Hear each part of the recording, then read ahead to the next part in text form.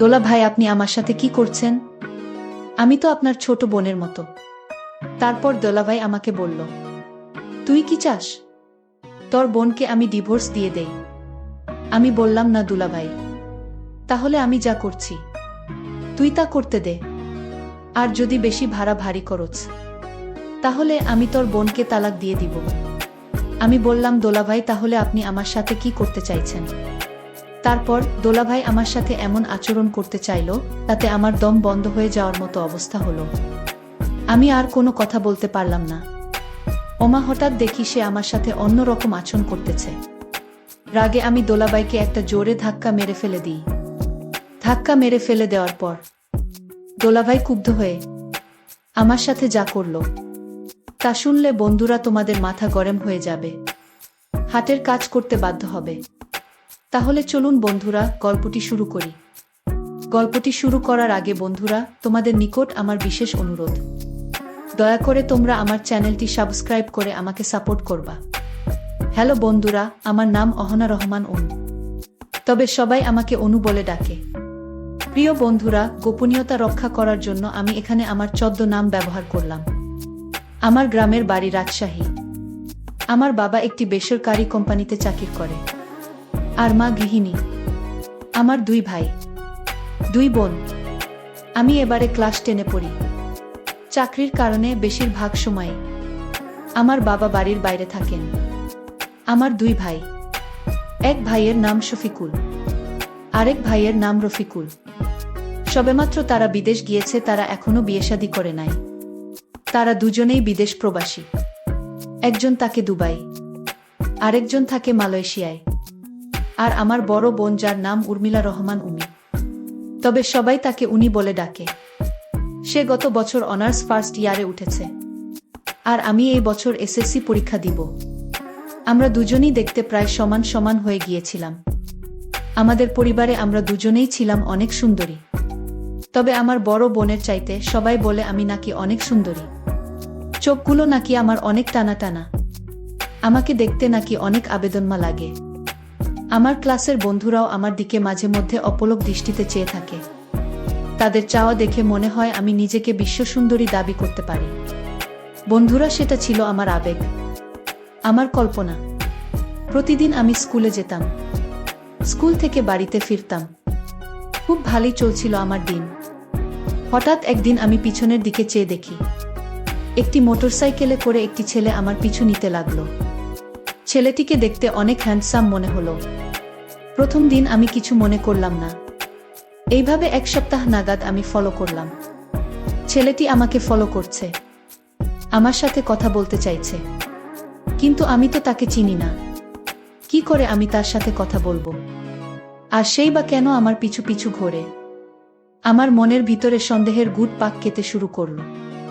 8ম দিনের মাথায় ছেলেটি একটি ফুল নিয়ে আমার জন্য দাঁড়িয়ে রইল, আর আমাকে ডাক দিল, এই যে শুনছেন, আমি আপনাকে ডাকছি।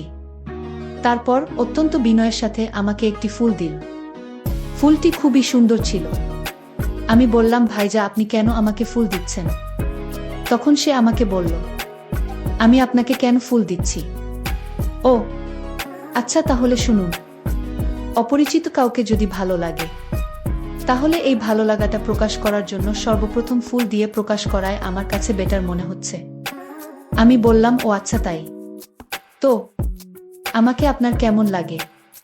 সে বলল, দুনিয়াতে তোমার মতো সুন্দর, তোমার মতো স্মার্ট, তোমার মতো হ্যান্ডসাম, তোমার মতো কিউট মেয়ে আমি আজ জীবনে দেখি নাই। তখন আমি বললাম, ভাইজা, আপনি এটা কি বলছেন? আমি তো দেখতে এত সুন্দর না। আজ এ পর্যন্ত কেউ আমাকে এভাবেই প্রশংসা করল না। যাই হোক ভাইজা, তবে আপনি আমার কাছ থেকে কি চান? কেনই বা আপনি প্রতিদিন আমাকে ফলো করেন? তারপর ছেলেটি বলল, আমি আপনার কাছে কি চাই তা আপনি বুঝেন না। আমার চোখের ভাষা, আমার মনের ভাষা, আমার ঘোরাঘুরি কি বলে দেয় না আমি আপনার কাছে কি চাই? আমি বললাম, ছি ছি ভাইজা, আপনি এসব কি বলছেন? এসব করা ভালো না। তারপর ছেলেটি আমাকে বলল, শুনুন, আমি তোমাকে খারাপ কোনো কিছু বলি নাই। আমি তোমাকে শুধু এইটুকুই বলতে চাই, আমি তোমাকে ভালোবাসতে চাই, আমি তোমাকে বিয়ে করতে চাই। আমি বললাম, কি বলছেন ভাইজা? আমি তো আপনাকে ভালো করে চিনি না, তাহলে আমি কি করে আপনার সাথে কথা বলবো? আর তাছাড়াও আপনি যদি আমাকে বিয়ে করতে চান তাহলে আমার পরিবারকে আপনি জানান। আর এইসব প্রেম ভালোবাসা আমার দ্বারা হবে না। ছেলেটি বলল, দেখুন, আপনি আমাকে চিনেন না, আমিও আপনাকে চিনি না, তো আমরা কিছুদিন নিজেদের মধ্যে কথা বলি, একে অপরকে খুব ভালোভাবে চিনি। ছেলেটির কথা শুনে মনে হলো ছেলেটি অনেক ভদ্র, তাই আমি তাকে জিজ্ঞেস করলাম, ভাইজা আপনার নাম কি? সে তখন বলল, আমার নাম রোহিত তালুকদার, আমার গ্রামের বাড়ি হবিগঞ্জ জেলায়, আমি এখানে চাকরির সুবাদে এসেছি, আমি এই শহরেই থাকি, তোমাদের বাড়ির আশপাশেই আমার বাসা। তোমাকে যেদিন আমি প্রথম দেখেছিলাম সেদিনই আমার মনে ধরেছিল, তারপর থেকেই আমি তোমার পিছনে ঘোরাঘুরি শুরু করলাম। আমি বললাম, ভাইজা আপনার বাড়ি হবিগঞ্জ আর আমার বাড়ি রাজশাহী, সুতরাং বিদেশি ছেলেদেরকে বিশ্বাস করতে আমার খুব ভয় হয়। আর ইদানিং ছেলেরা কত ধরনের প্রতারণা করছে মেয়েদের সাথে। সরি ভাইজা, আমাকে মাফ করে দিয়েন। আমার এরকম কথা শুনে ছেলেটির মন খারাপ হয়ে গেল। বুঝতে পারছি ছেলেটি নিজেকে খুব অসহায় মনে করছে। তারপর ছেলেটি চলে যেতে চাইল, তবে চলে যাওয়ার পূর্বে ছেলেটি আমাকে তার একটি কার্ড দিয়ে বলল, যদি মনে করেন যে আমি ভালো, আমি আরো অন্য 2-4টা ছেলের মতো না, তাহলে দয়া করে আমাকে এই নাম্বারে একটি কল দিবেন। আপনার কলের প্রত্যাশায় আমি রইলাম। তবে যদি আপনি আমাকে একটি কল দেন তাহলে মনে করব দুনিয়াতে সবচেয়ে সৌভাগ্যবান ব্যক্তি আমি। এই বলে ছেলেটি আমার কাছ থেকে চলে গেল।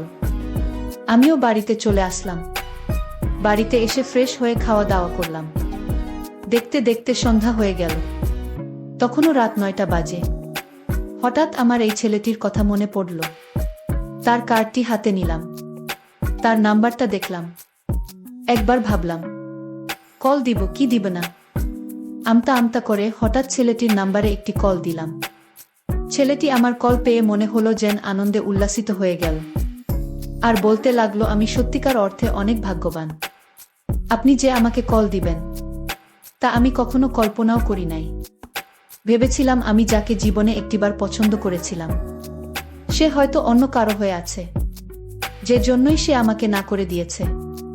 এখন আমার সকল ভাবনা মিথ্যা হয়ে গেল। তারপর ছেলেটি আনন্দের সাথে আমাকে জিজ্ঞেস করল, এই যে মিস দয়াকরে, এবার বলবেন আপনার নামটা কি? ছেলেটির কথা শুনে আমার কাছে খুব ভালো লাগছিল, খুব মিষ্টি কণ্ঠ। তারপর আমি বললাম, আমার নাম অহনা রহমান অনু, তবে সংক্ষেপে সবাই আমাকে অনু বলে ডাকে। চাইলে আপনিও আমাকে অনু বলে ডাকতে পারেন। ছেলেটি বলল, তুমি যদি আমাকে অন্য বলে ডাকার অধিকার দাও তাহলে আমি খুব খুশি হব। তারপর ছেলেটি বলল, অনু, আমরা কি খুব ভালো বন্ধু হতে পারি? ছেলেটির কথা শুনে আমার মনের ভিতরটা কেঁপে উঠল। যতই আমি চাইছি ছেলেটির কাছ থেকে দূরে থাকতে, তার কথা, তার মিষ্টি কণ্ঠ আমাকে তার কাছে টেনে নিয়ে যাচ্ছে। কি করি বুঝতে পারছি না। এইভাবে একটু একটু করে কথা বলতে বলতে তার সাথে আমার গভীর সম্পর্ক হয়ে যায়। তার সাথে এইভাবেই চলতে থাকে আমার দৈনন্দিন মোবাইলে কথাবার্তা। ছেলেটির সাথে যতই কথা বললাম মনে হলো ছেলেটি খুব ভালো, তার ভিতরটা একবারে সহজ সরল, তার মতো ছেলেকে বিশ্বাস করা যায়। এইভাবে যেতে লাগলো আমাদের সময়। কিছুদিন পর আমার বড় বোনের বিয়ের জন্য আমার বাবা একটি সম্বন্ধ আনলেন। ছেলে নাকি ঢাকায় ব্যবসা করে, অনেক টাকা পয়সাওয়ালা, অনেক বড়লোক। তার সাথে দেখতে শুনতেও নাকি অনেক ভালো, অনেক সুন্দর, অনেক কিউট। সবার কথা শুনে আমাদের ফ্যামিলি, আমার বাবা, আমার মা, ভাই বোন সবাই বিয়েতে রাজি হয়ে গেল। তারপর ওই ছেলেটির সাথেই আমার বড় বোনের বিয়ে হয়ে গেল। বিয়ের দ্বিতীয় দিনের মাথায় আপু আর দুলাভাই আমাদের বাড়িতে আসলো। দুলাভাই এই প্রথম আমাকে খুব ভালোভাবে দেখল। আমাকে দেখে সে হা করে তাকিয়ে রইল আর মনে মনে ভাবল, আমার শালিকা এত সুন্দর, আমি তো জানতাম না। আগে যদি জানতাম তাহলে আমার বুকে রেখে আমার শালিকাকে বিয়ে করতাম। দুলাভাইয়ের এমন চাহনি দেখে মাঝে মধ্যে আমার খুব বিরক্ত বোধ হতো। বাড়িতে এসে দুলাভাই আমাকে ডাকলো, এই অনু, কোথায় আছো? আসো একটু এদিকে। তোমাকে একটু ভালো করে দেখি। তারপর দুলাভাই এর ডাক শুনে আমি তার কাছে গেলাম। সে আমাকে ডেকে বলল, মাশাআল্লাহ, এত সুন্দর, এত রূপ তোমার। জানি না কার কপালে এই চন্দম আছে। দুলাভাইজের এরকম কথা শুনে আমি লজ্জায় চলে গেলাম। কেন জানি দুলাভাই এর চাহনি আমার কাছে কেমন যেন মনে হয়। তারপর ভাবলাম নতুন দুলাভাই হয়তো শালির সাথে মজা করছে। আমিও তার সাথে একটু ফ্রি ভাবে কথা বলার চেষ্টা করলাম। যদি আমি দুলাভাইয়ের সাথে একটু ফ্রি হয়ে কথা না বলি, তা না হলে আমার বোনের কাছে বিচার দিবে। আর এতে হয়তো আমার বর বোনের মনে অনেক কষ্ট পাবে, অনেক ব্যথা পাবে। যতই আমি দুলাভাইয়ের সাথে ফ্রি হতে চাইলাম, ততই দুলাভাই শুধু আমার এখান থেকে সুযোগ নেওয়ার চেষ্টা করবে বলে আমার কাছে মনে হচ্ছে। যাই হোক, বড় বোনকে খুশি রাখতে, বোনের সংসারকে খুশি রাখতে দুলাভাইয়ের সাথে আমার খুব ভালোভাবে কথা বলতে হতো। আর এদিকে আমার রোহিতের সাথে আমার নিয়মিত কথা হতো। সে আমার খুব খেয়াল রাখে, প্রতিদিন আমার খোঁজ খবর নেয়। মাঝে মধ্যে মনে হয় রোহিতের সাথে দুলাভাইয়ের বিষয়টা শেয়ার করি। তারপর ভাবলাম যদি এই বিষয়টা শেয়ার করি তাহলে হয়তো রোহিত আমাকে নেগেটিভ ভাববে এবং কি সে আমাকে ভুল বুঝতে পারে, আমাদের সম্পর্কের মধ্যে ফাটল ধরতে পারে। এসব কিছু ভেবে তার সাথে আমি আর এই বিষয়টা শেয়ার করি নাই। এভাবেই চলতে থাকে আমাদের জীবন। রোহিতের সাথে আমার প্রতিদিন কথা হয়, মাঝে মধ্যে তার সাথে আমি দেখাও করি। সত্যি বলতে তার সাথে আমি খুব ভালোই ছিলাম। কিন্তু এর মধ্যেই আমার জীবনে নেমে এলো একটি অন্ধকারাচ্ছন্ন একটি ঘটনা, যে ঘটনা আমাকে এখনো কুরে কুরে খাচ্ছে। আপুর বিয়ের প্রায় 1 বছর হয়ে গেল। আপু এখন সন্তান সম্ভবত তার ছেলে সন্তান হবে। সে বেশি নড়াচড়া করতে পারে না, তাই খুব অসুস্থ বোধ হয়। সেই জন্যই আপু আর দুলাভাই আপুকে কিছুদিন আমাদের বাড়িতে থাকার জন্য দুলাভাই নিয়ে আসে। সেই সাথে দুলাভাইও আমাদের বাড়িতে আসে। মনে হয় তারা 7 দিন থাকবে। আমরা সবাই আনন্দিত। এতদিন পর আমার আপু আর দুলাভাই আমাদের বাড়িতে আসছে। তাদেরকে খুব ভালো করে সেবা যত্ন করতে হবে, তাই আমরা সকলেই কাজ করছিলাম। সেই দিন বিকেল বেলা আপু আর দুলাভাই আমাদের বাড়িতে আসলো। তার রাতের খাবার দাবার খেয়ে শুয়ে পড়ল। আমি আমার রুমে শুয়ে পড়লাম। রাত তখন 1টা বাজে। দুলাভাই হঠাৎ আমার রুমে ফোন করে বলল, অনু আমার সুইট শালিকা, আমার খুব পানির পিপাসা পেয়েছে, একটি তোমার দরজাটা খুলো, একটু পানি খাবা। আমি বললাম, আচ্ছা ঠিক আছে দুলাভাই, আমি দরজা খুলছি, আপনি আসেন। আমি দরজা খুলতেই দুলাভাই আমার মুখে চেপে ধরলেন। আমি আর কোনো কথা বলতে পারলাম না। আমি বললাম, দুলাভাই আপনি আমার সাথে কি করছেন? আমি তো আপনার ছোট বোনের মতো। তারপর দুলাভাই আমাকে বলল, তুমি কি চাও তোমার বোনকে আমি ডিভোর্স দিয়ে দেই? আমি বললাম, না দুলাভাই, তাহলে আমি যা করছি তুই তা করতে দাও। আর যদি বেশি ভাড়া ভারী করো তাহলে আমি তোমার বোনকে তালাক দিয়ে দিব। আমি বললাম, দুলাভাই তাহলে আপনি আমার সাথে কি করতে চাইছেন? তারপর দুলাভাই আমার সাথে এমন আচরণ করতে চাইল, তাতে আমার দম বন্ধ হয়ে যাওয়ার মতো অবস্থা হলো। আমি আর কোনো কথা বলতে পারলাম না। ওমা, হঠাৎ দেখি সে আমার সাথে অন্যরকম আচরণ করতেছে। রাগে আমি দুলাভাইকে একটা জোরে ধাক্কা মেরে ফেলে দিই। ধাক্কা মেরে ফেলে দেওয়ার পর দুলাভাই ক্ষুব্ধ হয়ে ক্ষুধার্ত বাঘের মতো আচরণ করা শুরু করলো। আমি খুব চেষ্টা করলাম বাধা দিতে, কিন্তু তাতেও কোনো কাজ হলো না। এক পর্যায়ে সে আমার সব কিছু বেঁধে ফেলে।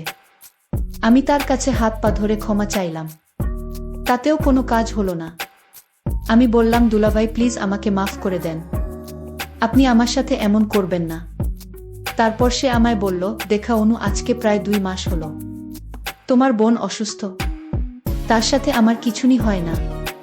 আমি অনেক দিনের ক্ষুধার্ত, আমাকে একটু খেতে দাও। এই বলে সে তার কাজ করাতে ব্যস্ত হয়ে উঠল। প্রায় 2 ঘন্টা এই রকম করার পর সে শান্ত হলো। আমি চোখের পানি মুছতে মুছতে সেখান থেকে চলে এলাম। চলে এসে আমার ভালোবাসা রোহিতকে ফোন দিলাম। ফোন দিয়ে তাকে আমি বললাম, রোহিত তুমি আমাকে ভুলে যাও। রোহিত আমার মুখ থেকে এমন কথা শুনে সে যেন পাগলে হয়ে গেল, আর বলতে লাগলো, অনু তোমা কি হয়েছে, আমায় একটু বলাবা। আমি শুধু কাঁদতে লাগলাম। তারপর রোহিতের অনেক জোরাজোরিতে বললাম, রোহিত একটা কুমারী মেয়ের মধ্যে যা তাকে আমার মধ্যে, আজকের পর থেকে তা আর নেই। রুহি তো তখন আরো আগ্রহ নিয়ে শুনতে চাইল, আমার কি হয়েছে? তখন আমি পুরো ঘটনাটি করে বললাম। ঘটনাটি শোনার পর রুহি তো বল, শোন অনু, আগামীকাল তুমি আমার সাথে একটু দেখা করো। আমি বললাম ঠিক আছে। তারপর পরের দিন আমি গেলাম রুহিতের সাথে দেখা করতে। দেখা করার পর সে আমাকে নিয়ে কোথায় যেন যেতে শুরু করল। প্রথমে আমি খুব ভয় পেয়ে গেছিলাম। একটু পর দেখি সে আমাকে নিয়ে কাজী অফিসে চলে আসলা। তারপর সে আমাকে সেই দিনেই বিয়ে করে তার কাছে নিয়ে গেল। বিষয়টা প্রথমে আমার বাবা মা মেনে নেয়নি। পরে অবশ্য আমাদের পরিবারে ভালো চলছে। এমন অবস্থা দেখে আমার বাবা মা মেনে নিয়েছিল। আরেকটি কথা বন্ধুরা, আমি এতটা দোষী হওয়ার পরেও আমি তাকে জিজ্ঞাসা করেছিলাম যে রুহি, তো আমি তো নষ্ট হয়ে গিয়েছিলাম, তারপরেও তুমি আমাকে কিভাবে মেনে নিলে? তারপর সে আমাকে বলল, দেখো অনু, আমি তোমাকে ভালোবাসি, তোমার দেহকে নয়। আর তোমার সাথে যা হয়ে তা তোমার ইচ্ছার বিরুদ্ধে, সুতরাং তুমি আমার কাছে নির্দোষ। তারপর সে একটা মিষ্টি হাসি দিয়ে বলল, তুমি আমার মিষ্টি বউ, আমি শুধু তোমাকেই ভালোবাসি।